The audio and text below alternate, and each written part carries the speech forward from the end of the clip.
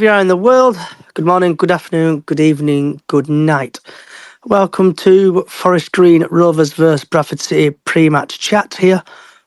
But I'm just going to say something before we get this going.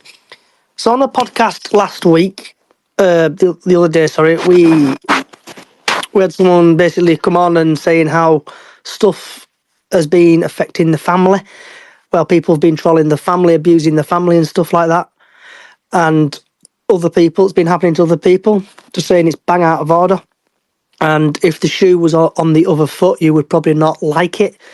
And also, if you get caught doing it, you probably could get sent down or other stuff could happen. So just a friendly warning, guys and girls. Don't do it because it's not very good and it could affect people's mental health and stuff as well. So that's out of the way. Right. So Forest Green versus Bradford City. So the game kicks off tomorrow, the 28th of November 2023 at 7:45 p.m. at the Bolt New Lawn Stadium. And the referee is Simon Mather. And looking at Simon Mather's stats, in League One he's given 6 appearances, he's given out 32 yellow cards, 7 red cards. In League Two, he's had 4 appearances, he's dished out 16 yellow cards, no red cards. And in League One, he has given one appearance. One appearance, he's given 7 yellow cards and no red cards. Bradford City are currently 14th in the league on a goal difference of 23 points. And they've played 19 games. Forest Green are right at the bottom, 18th, 18 games played and on 15 points. So today we've got Miss Callie, should hopefully be here. I am here. I am full of cold, but I'm here. Oh, makes a change. Shut up, you. And then we've also got Stan, who always sits on the fence. So he should be here as well. And we have got Miss Diane, who always has to watch out where she's walking. Okay. Right, so guys and girls, let's start off. So Stan, what's your thoughts on the Bradford City situation at the minute? Well, I don't know if there's anything happened today, but just good result on Saturday. I think it says a lot that there could have been quite a few contenders for the man of the match. So it's good to see. See, let's take that into tomorrow night and get a good result down at Forest Green. Are you going tomorrow, Stan?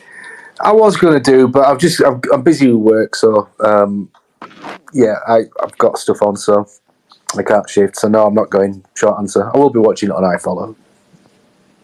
I'm going down. I'm just going down for the food. I love my food. I'm going down for the chips and curry sauce. It's really nice down there. Chips and curry sauce. Would highly recommend it. Got vegan style.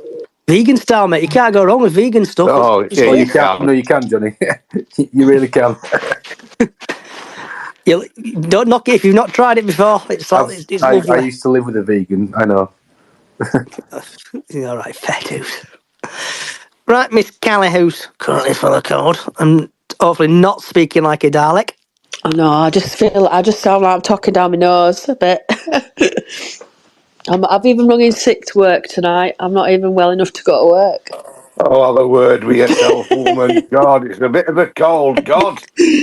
No, I'm absolutely dying. My eyes and my nose are streaming like mad. I just need a bit of sympathy. I've come in here for sympathy and like get nothing. Is it man flu? Yeah. Yeah. Oh, you'll be out for days then, Callie. I will. In fact, You'll have to get a bell. I've only got tomorrow to work and then I'm off till Sunday, so there's no point going in tomorrow, is there? Happy days. Bloody hell, fire school hours. Apparently, guys, man flu is a thing because men do suffer with it worse. It's to do with it's to do with women deal with it better because of estrogen levels or something like that. There is actually scientific evidence that proves that. But It proves that men are wimps and women are superior. That's what you needed to say, really, isn't it? well, I'm not going to go down that rabbit hole. But So we've gone from talking to Forest I Green to know. loose men/women now. It just shows how much of a good little group we've got going on, doesn't it, when we can chat about anything? definitely. So I'll open that out then to everyone. What's everyone's thoughts then with regards to tomorrow? What do we think? I thought you were going on about man flu or something. Hello, I did. Oh, let's open the panel up to man flu. What's the situation of man flu? I think we're slowly building. I think we're going the right way now, if I'm honest. I think Graham's getting them sorted out. I think they're playing as a bit more of a team. I think I know it's like at the beginning of the season. I think the team's starting to gel again now. Who's laughing at me? Is that Tony? Yeah. Tony, are you laughing? No, I just got a tickle. Oh, God, what tickle have you got? No, I just got a tickle at the back of my throat. All right, we'll move on from that. Anyone else then, Diane? Tickly cough. What do you think? I think. Go. Yeah. Although I didn't watch that. I was there, but I didn't watch it. No, you're on I've seen concourse, weren't you? Yeah. Yeah. I saw you. All game. Yeah. Hold on, all game? Yeah. I watched it on telly. How come you didn't make it to your seat? Because it were on telly and beers were flowing. Ah, so it were more warm in the concourse, is that what you're trying to say? Oh, I wouldn't say it were warmer, no. I wouldn't say it were warmer. But we did look good. Because they want a bad sight, to be fair, coming into that game on Saturday. But I thought the back three, I thought Ash Taylor had a decent game for once. Well, bits I saw, but I think, like Charlie said, it's great. It will take a bit of time, but I think he's starting to gel a good side there, and I was glad for Cook because he had somebody up front with him, which took a bit of pressure off him. So we've had Chris Naylor, who CN Bantams underneath. He's just put, we've got to kick on tomorrow, get a decent result, and more importantly, another clean sheet. 100% agree there, bud, with you. Yeah, I agree. So Another Diane, performance by Brad Halliday, mind. He's a top player though, Halliday. He always was. He's getting better and better every game. I sang his praises all last season. I don't get how people were critical of him last year. I can't get my head around that. But he's been our most consistent player this season. His truth be known. Just trying to see if there's any team news or anything out for tomorrow because I've not seen anything. Andy Cook and Harry Lewis last season for me as well. What about you, Dan? Have you got any thoughts, love? Well, for tomorrow night, I think hopefully we'll beat them as usual. And if we stick with what we played on Saturday and how we played, it should be a good game for everybody. Bang on, yep. And do you think there'll be any changes tomorrow, guys? Or do you think it'll just stick as it is? I don't see how we can change it. You can't change a winning team unless there's injuries. You got to think of like quick turnaround. I'm sure he sort of alluded to that at the weekend or before the weekend. About players being left out. And, I mean, you don't need wholesale changes, but maybe one or two changes to keep it fresh and keep your key players. Maybe the ones that, kind of would need the odd rest now and again. But, I mean, the one thing I've always said is I don't care what formation, what team we play, as long as it's the correct team for the game and we play well, basically. Would you change out, Stan? Would you? Well, it's interesting because it depends what shape he goes with, what he kind of sees, how we're going to get the better of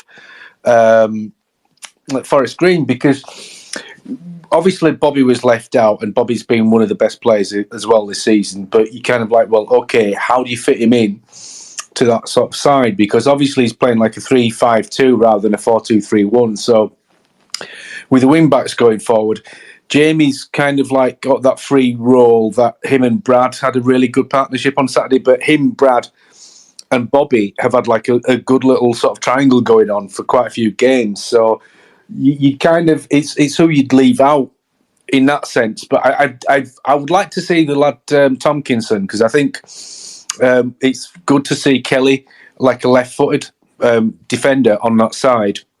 Platt's done all right, and Ash Taylor had actually a good game on Saturday. But I'd like to see somebody like Tomkinson maybe come in the middle. And because what we don't have is mobility in that back three, Saturday's back three. But I think with Tomkinson in there, I think he would kind of be that sort of that pivot and that somebody who's mobile but can bring the ball out as well. What about yourself, Tony? Would you change it? Personally, no, because I always got told, even when I played football a lot of years ago, we were always told never change a winning team. But like you say, I know what you're saying. Different game, they'll have different tactics. So you try to counteract it. I can't see who you could drop from Saturday really. But there again, you don't know what Alexander's. But I agree with you. I'd like to see this Tomkinson from Norwich play, because apparently he's a bit like Critchlow in the Critchlow mould. Well, the full game he played against Man City. I know it's kind of Man City under 21s, but you can only go for what you've seen. And he looked mobile. He looked reasonably quick. He was decent enough in the air. Not that Man City were ever going to pose problems in the air. But he, so I think it's like horses for courses. But I think ultimately, if we can kind of integrate him for the rest of the season and sort of change it about a bit, I've no problem with that. But yeah, because obviously when you think of it, guys, as well, we've got so many options. It's been mentioned with the bloated squad, but if you can you see what Parky did really well was he would kind of change it a little bit. He would bring in players for the odd game that kind of gets them up to speed, so that when you actually need those players, they can go straight into a side, having played 2 or 3 games here and there, and basically kind of sort of just fit in and not be behind the rest of the team. I think it's a difficult one, because I agree to a certain degree that you try and keep a settled side in terms of that, but I think I have no problem with changing a side for the picking a side for the game, for the opposition, if that's how you do it. I've no problem with that. No, I agree. I agree with what you're saying, but I just think that the longer they can stick together and play together, I think it can only be good for them. Yeah, definitely, and I think as well you've got to find that sort of balance, haven't you? Because I think towards the back end, because we didn't have the squad depth, but I think a few players back in the last season ran out of legs, whether it was just not running out of legs as such, but just maybe that intensity, or maybe they were carrying niggles, and we didn't have that. But we had Harry Chapman come off the bench on Saturday, looking lively, and so it's like, where would you, if you're playing like a 2 up front, who would say, for example, you want to rotate, or Smith's got a knock. And this is open. I'll start with you, Tony, but it's open to anyone else. Who would you put up front alongside Andy Cook if we're going to play 2 up front?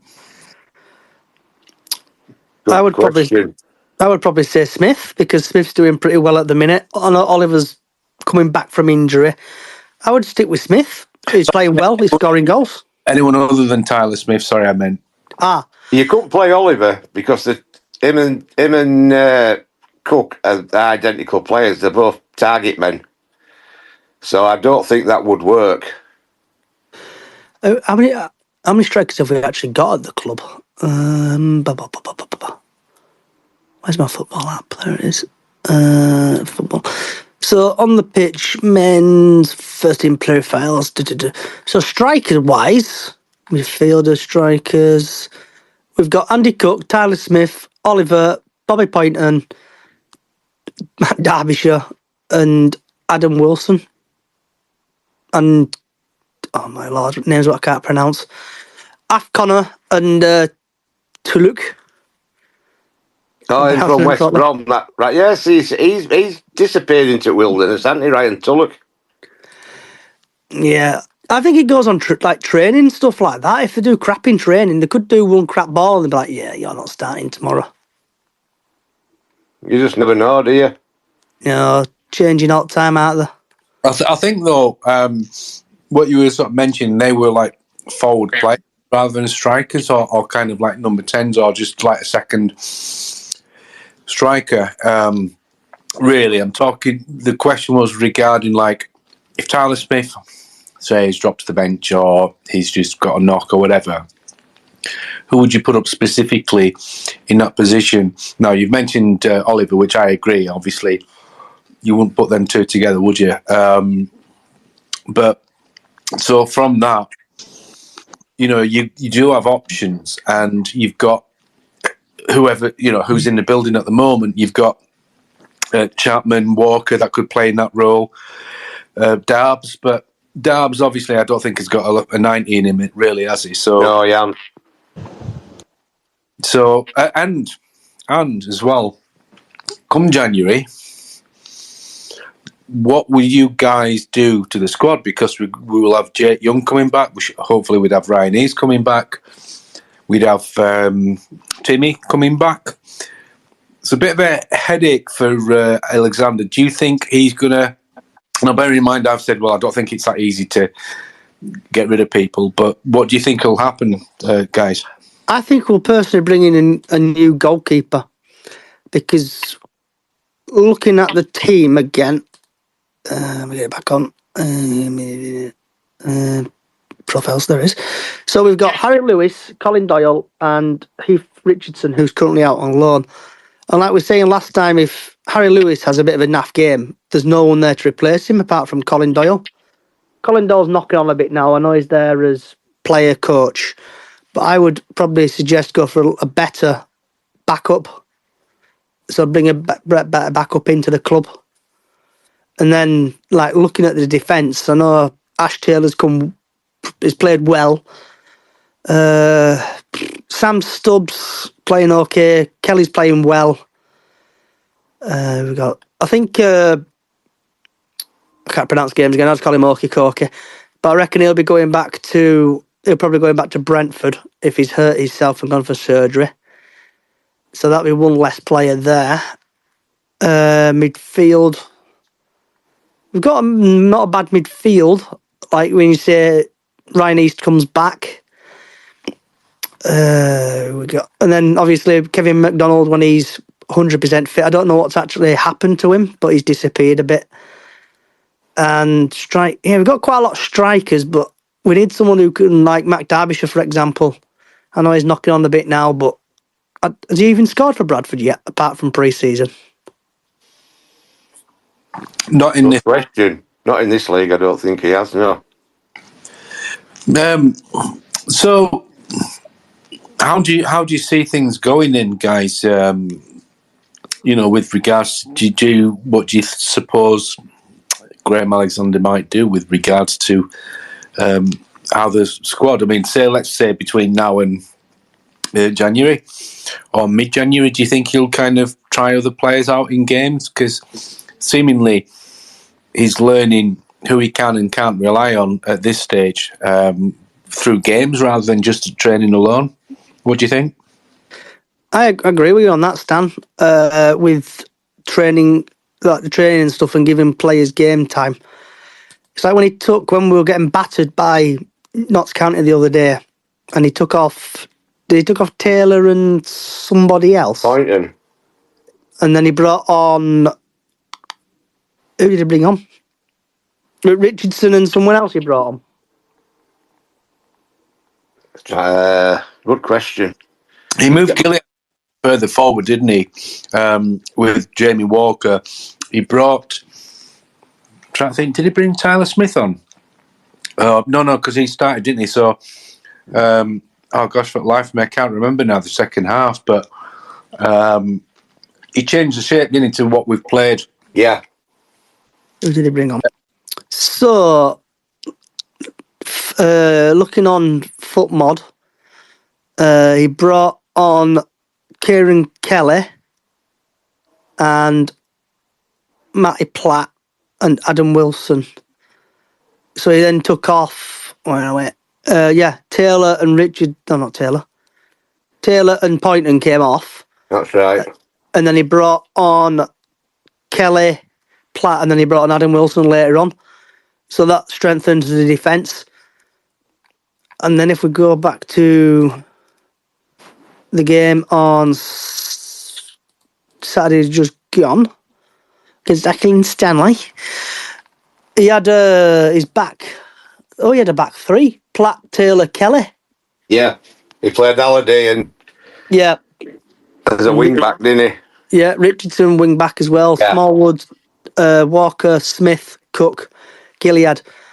That is a strong team, and I think, like, I know we've discussed it in past podcasts and spaces about dinosaur formations, 4-4-2, but like looking at that now, I think it's like 5-2-3, not 5-2-3.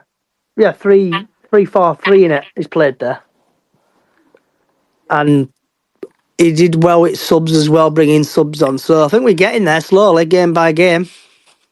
I think as well, the one thing I couldn't get my head round at the start of the season when people were saying that Brad is not a wing back. I mean, he's pretty much played that role all last, not like specifically wing back, but he's a full back that gets forward. I never understood the kind of the observation that he never got forward or anything like that. I think he was one of the most influential going forward, definitely, and it definitely suits him in this role now as well. Yep. So I'm seeing if there's any more team news, because where would you put Jake Young if he come back? Yeah, that's really interesting, isn't it? He could play. Go ahead, Diane. You go ahead. Yeah, you were just talking about team news, weren't you? I've just gone on TNA, and it's saying we head to Forest Green tomorrow night, aiming to make it 3 wins on the bounce, which we are. Alexander will assess the recovery from the weekend, but has no plans to shake things up, and has taken the same squad. Same team then. Get that in your fan up, guys. Same team. And then he goes, we won't be changing the message too much. We'll analyse what the opposition do, but we want our team to be consistent in how we play. We want our players to feel comfortable in that and not changing week to week depending on the opposition. So he's took Lewis, has he? He has taken my Harry. I wish somebody would take him. Ooh. I won't say a word. Tony, with that comment there, do you not like Harry Lewis? Or is he no, I love him. No, you wind up our Diane. Don't wind up our Diane. He wound me up on Saturday when he said it to me. Don't mention Rich. Don't mention Rich to Tony. That's what you've got not to do. Oh, that clown. Talking about Roddy. Yeah, the amount of arguments me and Tony have had on the fun bus going down to games is about that guy. Wow.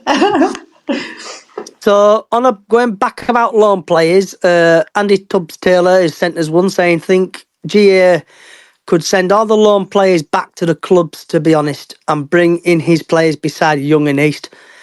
And tell me if I'm wrong, guys. Johnny. Yeah. I think he's got to bring his own players in. But tell me if I'm wrong here, guys, but MK Dons, he actually brought in some decent players, I think. If someone just wants to fill for a minute. Callie, do you want to chat for 2 minutes, love? Yeah. Isn't it normally a curse, though, when we get these players back? They're banging goals in for nobody when... Do you know what I mean? When they go out to these other teams. And then as soon as they come back to us, it like goes stalemate again. I think it depends, like, how we play them, doesn't it? And how we play, because, like, oh gosh, what was he called? The last one I went to... Ian Doyle? Owen Doyle, yeah. Yeah. We kind of didn't play to his strengths. We kind of played him like a target man, which he wasn't. And he couldn't win a header for Toffee, but he obviously scored, went to Swindon, played in a system that suited him, wasn't getting the fans on his back, didn't want to come back.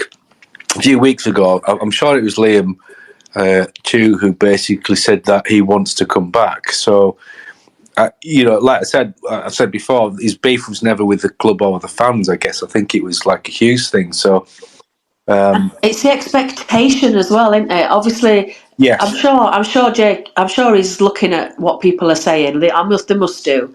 And the expectation that he's going to come back and be a superstar and that's a lot of pressure, isn't it, for them? Yeah, but it's like Stan just said. It depends how Swindon are playing him. Yeah. Yeah, he's scored more goals this season than we have altogether. So now, is that a thing of is he in the right place at the right time, or is it the system that Swindon are playing suits him? I think the goal I'd seen from Saturday, kind of the ball was put through to him, and he was on the left side, and it's almost like he did what he pretty much did with us, was like coming from the left and score there. I mean, he didn't have to do it too much because he was kind of out almost in a position, but I think that's his game really, and it kind of coming in from the left and basically then going direct and shooting and scoring. He did that for us last season and scored some really good goals. Is it? So just having quickly look, going back at the MK Dons players, what Graham Alexander brought on. He's brought in 3, 4, 5, 6, 7, 8, 9, 10, 11, 12, 13, 14, 15, 16. Brought in about 16 players. Just a summary, he's brought in 2 players in from Charlton on a free transfer. So he's looking there, he's looking at League 2, League 1. Even brought in someone from the Scottish Premier. But then going back and looking at all the things they brought in, they're currently just 1 point above us at the minute. They're 13th in the league. So I think Graham Alexander should do well in the transfer market if he works well with whatever his name is at City, Gent. So just what's people's thoughts on that, in working with Gent, really? Do you think he'll work together or separate, or what's people's thoughts on that? They have to do, don't they? I mean, Gent's in... his function is to source the players. Graham Alexander, or whoever the manager is, will say, I'm after this sort of player or that sort of player.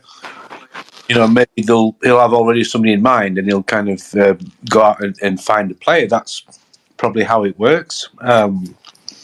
So, I can't see Gent being moved on or anything, because there's almost like too much of an investment in that infrastructure being put in. What do you guys think? Who's Gent? He was the guy from Middlesbrough who basically, sort of scouts the players and finds the... right. I see. Like who kind of... And then it negotiates with, I think, Ryan Sparks and probably the manager with regards to negotiating with players as well. Mm. He was... When he was at Middlesbrough, he kind of was I can't remember what role he was. He didn't run it. This is like a step up for him in terms of a hierarchy, but he kept an eye on a lot of the loan players going out from Middlesbrough.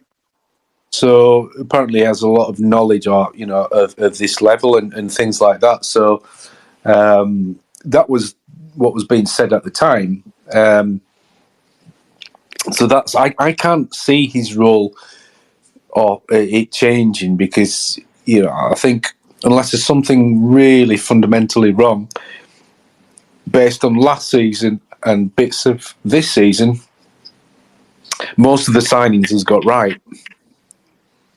Most of the players scouted he's got right, because we had a that was what went on from the first 13 games from Hughes into the summer, and basically sourced a team and a squad that got us into a playoff semi-final. So I think for most part he has got it right, but someone's got it wrong, and that's just the nature of football, isn't it? So It is. So on about Stephen Gent, just found this online.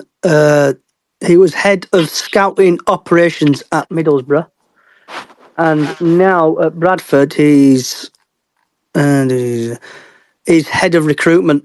So he's had, like you're saying there, he's had a bit of a promotion, or quite a lot of promotion probably. Do you know what I'd like to see coming in January window? If it's true, the rumours, and I have seen it on Facebook, but I can't remember what I saw it on. Lee Gregory. Is that the guy from Sheffield Wednesday? Yeah, he played the playoff final for Millwall when they beat us 1-0. He's been about a bit. Didn't he used to play for Halifax Town? I believe he did. Yeah, that's where Millwall got him from, wasn't it? Halifax Town. Yes. Definitely. He's played at Stoke as well. He's played at Stoke. Right, Mr. Lee Gregory, Wikipedia. Forward. Yeah, he's centre forward. Yeah, good player. That he is. So he started off at Staveley Minners Welfare, Mansfield, Glapwell, Harrogate Town, Halifax Town, Millwall, Stoke, Derby, and Sheffield Wednesday. Yeah. Right. I'll put a question out to you guys, and if anyone else wants to join us, we've got a few listeners. Feel free to join us. You're more than welcome. Your ins and outs. Who would you keep? Who would you move on in January? Oof, God. Ooh. Start with the host. Oh, pressure. Right. Let me just get my league thing up again. Not league. Here we go. Right. So in net, Lewis, Doyle, and Richardson. With that, obviously, I think we'd need to bring a new goalkeeper in. So that'll be okay there. Keep Halliday, Rydell, keep Ash Taylor, 50-50 for me. Keep Platt. I would get rid of Sam Stubbs. We've got Luke Hendry, keep him. Keep Kelly. Him who's loan at National League, whose name I can't pronounce. He had a bit of a bad game, I think, last time he played. So I would get rid of him. Okey-dokey's going. Harvey Rowe, keep him. Dawson, keep. Lewis Richardson, keep. Jonathan Tompkins, I want to see more of him. Yeah. Smallwood, keep. Jamie Walker, keep. Ossie Debe. No, let him go. Yeah, because when I've seen him come on, and I've said it in past podcasts, it looks like he's got laggy banged legs. He can run, but then he leaves ball behind and stuff like that. Pattison, I think he's a really good player, but he's been He's a injury big prone. miss. Yep. He's a big miss, is that kid, because he reminds me of Gary Jones. Keep Gilead. Clark Ordor, keep him, he's improving.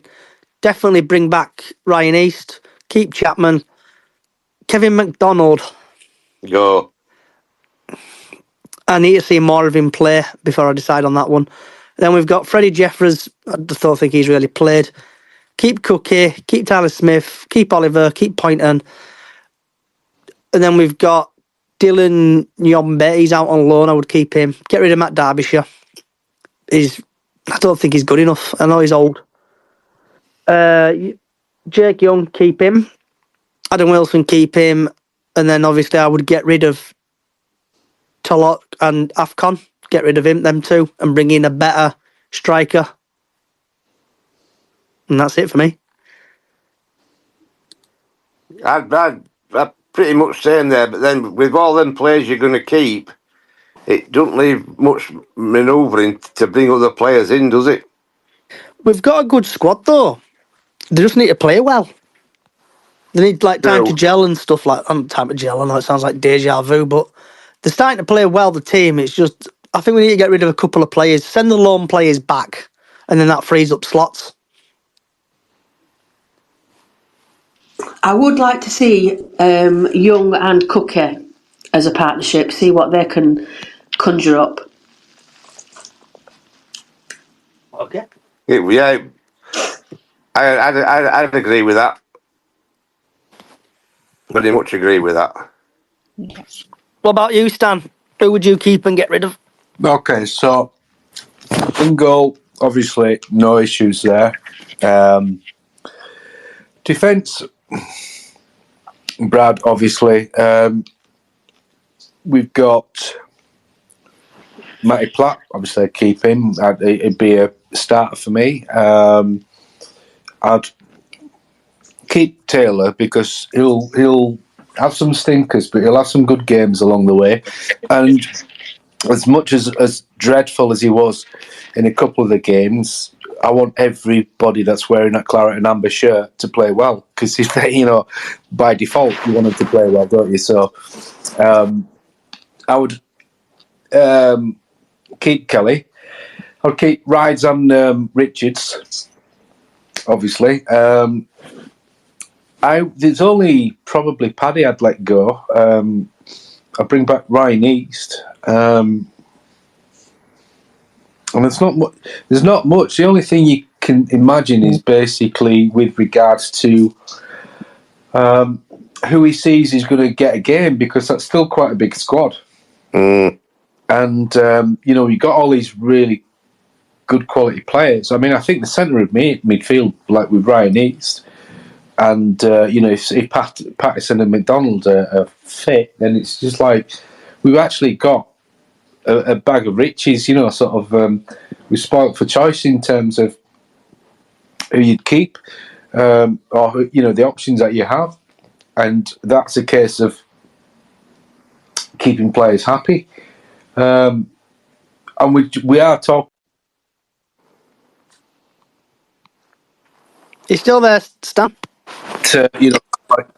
Yeah, sorry, I just my nephew was just calling me on WhatsApp, so bless. So this. I mean, it sounds harsh. Just like I would get rid of Paddy. I think. Yeah, it's a difficult one because there may be a game, somewhere down the line where Paddy might come on, for half an hour or whatever and play well. And I would always want every single Bradford City player to play well. And I do believe we have a squad that's good enough. Stan, do you think Ossa Davies' problem is after what happened to him last season in that first game? Do you think it's still affecting him? Because I do. It could do. I think from memory, listening to feedback, because we got him from Walsall, didn't we? And from memory, the kind of comment was, or the comments were, that he'll have some good games and he'll have some poor games, and I think he's a kind of typical player at this level where it's obviously got some skills to without kind of being too hard on players, or you can't do it because they're obviously good enough to play professional football. So these are sort of like of a level, but what separates these players? Consistency is the biggest thing, really. If these players were consistent to be playing at a high level, but also decision making, and Paddy's kind of got this sort of. He's one of these players that has he's got that bit of unknown about him, but he doesn't bring that enough into the as many games as you would hope that he should do. Yeah. And for somebody with like his basic skill set, but then I don't think he's got a footballing brain. But again, at this level, how many players have? And I think that it's like, how risky do you want to be? Do you want, as a manager, do you want something where you got that little bit of the unknown in your side going forward at the cost of potential dropping clangers, or no, not so much dropping back, etc.? So I think that's maybe where you decide as a manager, is that player worth the risk or worth kind of the, for want of a better way of putting it, negative sides to the game. Yeah. I totally agree with, like what you're saying, football in brain. When he's on ball, you're thinking to yourself, what's he going to do? What's he going to do with it? And the player's thinking, well, I haven't a fucking clue what he's going to do with it.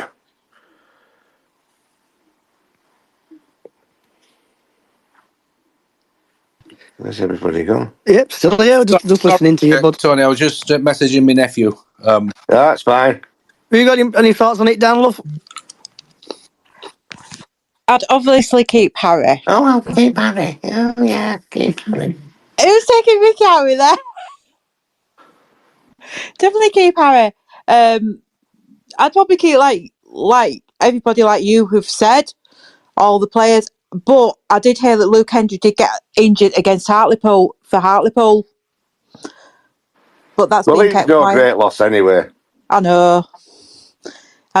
So, but he's not yeah, going to replace Brad Halliday at that position. he ain't, is he? No. You should definitely keep Brad there and everything. But like, they might send players back that we've got in on loan. But we just have to wait and see. You won't know, will you? But hopefully we'll get Jake Young and Ryan East back. So I think January is going to be a massive month in it for City, really. Like the good old days where you're refreshing Twitter and stuff like that and just seeing who's coming, who's going, and announcements being made at so-and-so time and stuff like that. Might even bring in a big player, you never know. So with that then, do you guys think that Alexander will pretty much keep what he's got?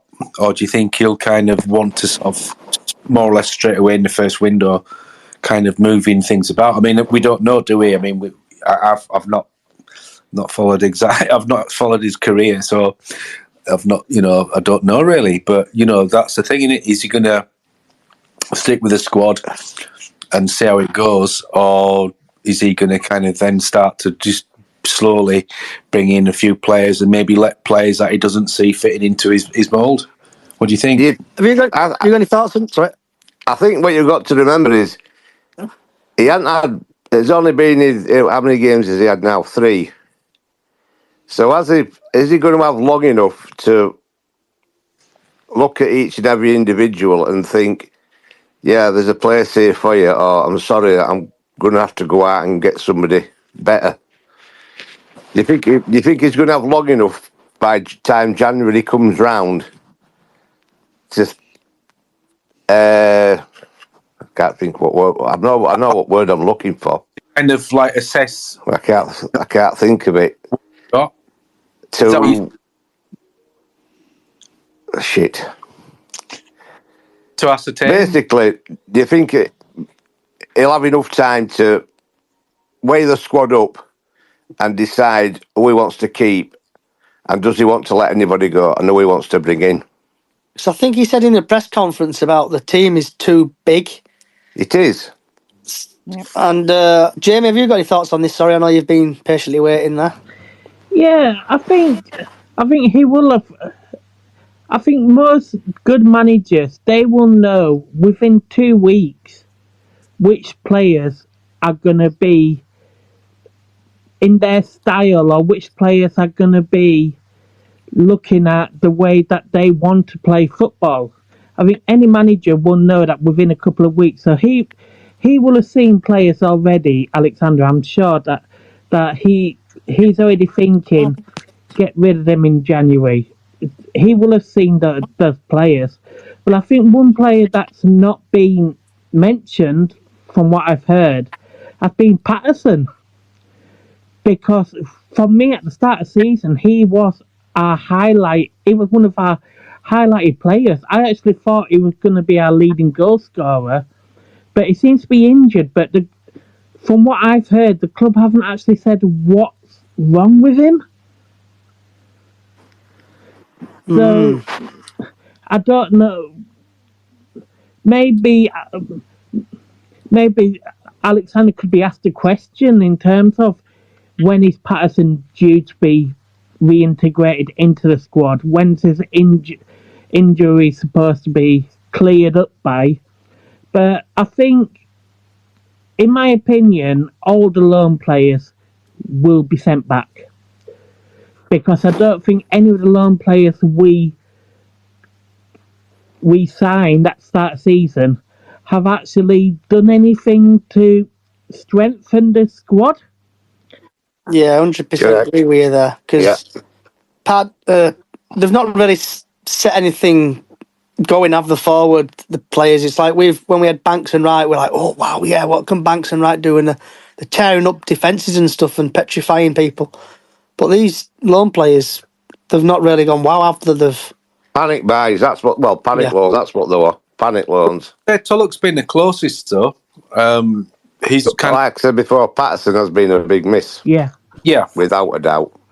But that's interesting, isn't it? Because you've got that middle three of, at the moment now, with Smallwood at the base, and you've got Walker and Gilead, both with their energy levels. And Patterson's the same, really. So, say, for example... Where's everybody got? Sorry? So, of the central midfielders that we've got basically... let's assume that he's going to keep this formation for quite a bit. You have options, don't you? You've got Walker, you've got Gilead, and then you've got... Anybody there? We can hear your tone, Ria. Yeah. Oh, Yeah. it just went bloody dead. Yeah, it normally happens when we're listening. Yeah. I think Patterson has been a big miss, without a doubt. Because he was starting to score. But like you say, I don't even know what injury he's got or what injury he picked up.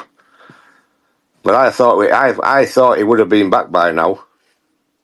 Well, he was kind of on a bit of a comeback, but I think he broke down, didn't he, or something like that. But I was just, when you were having technical issues there, Tony, I was just saying that, so when we've got, assuming we play with three in midfield, and obviously the obvious candidates are the further forward are Gilead and Jamie Walker with Smallwood at the base. There are alternatives, but you kind of think, well, who's going to be that player at the base? I mean, obviously, they would have to do if you like, take one for the team, because the likes of McDonald, Patterson, and Ryan East are players that like to go forward. I would say probably the closest we've got, maybe, who would fit in that mould, would out of the current crop that we've got, is probably Ryan East, who would play that more of a kind of quarterback role within that. But the rest we have, Smallwood aside, are kind of players that we see that they want to go forward with the ball. So I think that's a big conundrum that he's got.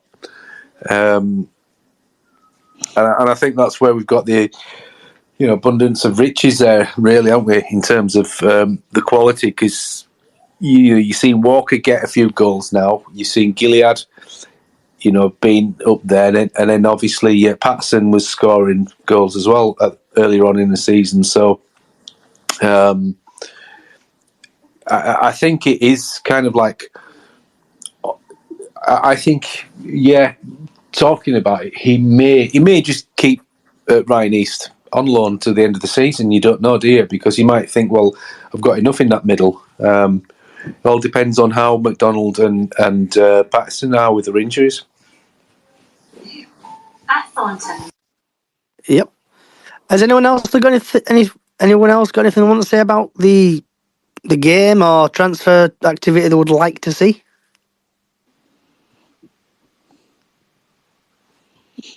That's a no. Right. Is anyone okay? Stan's favourite part. Score predictions for tomorrow, Stan. It's going to be 42-10. Bloody hell. Massive scoring, yeah? Yep.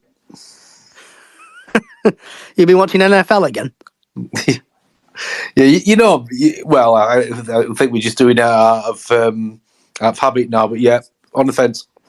On the fence. Miss Kelly.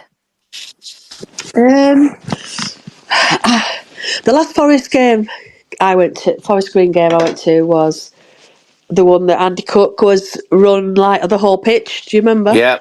Yep. I Kelly think got very giddy there. Yep. Oh, it was a good game to go to. Those that. I'm going to 2-1 City win tomorrow. Oh, Callie. Ooh. Johnny, what's your predictions for tomorrow? I'll take a sneaky 1-0. Oh. To who? Bradford. Just checking. Oh, sorry. Miss Diane. I was thinking about this. I'm going to go 3-1 to us. Really? And Yeah. You're going to have Harry conceding? Yeah, let Harry concede one. You better not do. I think you're a traitor there, Diane. What? You're a traitor. How can you say that? Well, 3-0 then. Yeah, that's better. I'll change it to 3-0 then. All right. Jamie. Yeah, I'm thinking it's not the nicest stadium to be playing at on a cold winter's evening, so I'm going to go for a 1-0. Are you going, Jamie? No, I was thinking about it, but no, it's too far on the midweek. Has Is Torchy it got a so? coach on? No, it's not got a coach on, so Hasn't he got one going? there's a couple of cars going, and I think Shipley are running a coach, but I think that's about it. I'm going with Shipley. So, Just a quick question. Is anybody going to Wackrow City? I can say that again, sorry. Yeah, who's going to Wackrow City? What is Acro What's City? Across City? Gillingham. Oh, yeah, I'm going Gillingham. I may be going to that. I'm going Gillingham. Right. I'm not seeing my dad. So, looking at the league table, I know Forest Green Rovers are right down there.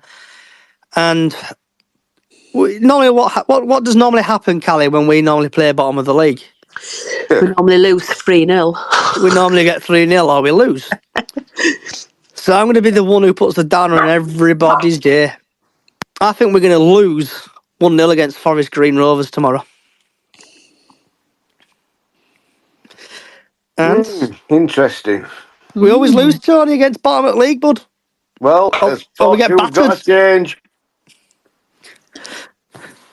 But we're going well at the minute. The confidence is high, isn't it? That's got to be a plus sign. Absolutely plus sign. All right, I'm just going to push this button a minute. Right, so before I disappear again, I'm going to just relate what I said this in before we started the podcast this morning. So we had someone who came on the podcast last week, and basically they've been abused. The family have been abused, and it's not right, and it needs to stop. I know us Bradford City fans, we can get along with each other, but sometimes it turns toxic.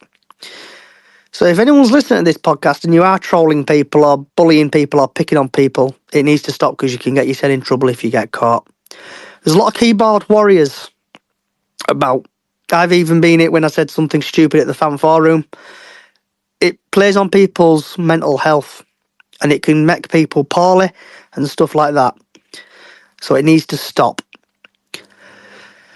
Anyway, moving back on.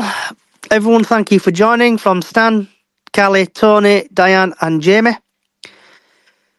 Also, if you like what you're hearing, podcast is going to soon be on most of the podcast services. Also, we are on Bradford City Up the Chickens. That's on podcast services, and also Bradford City Up the Chicken on Facebook. And if you like my videos and stuff what are happening, also it's Brace Hodge 1 on YouTube. Wherever you're in the world, good morning, good afternoon, good evening, good night. Thank you for listening.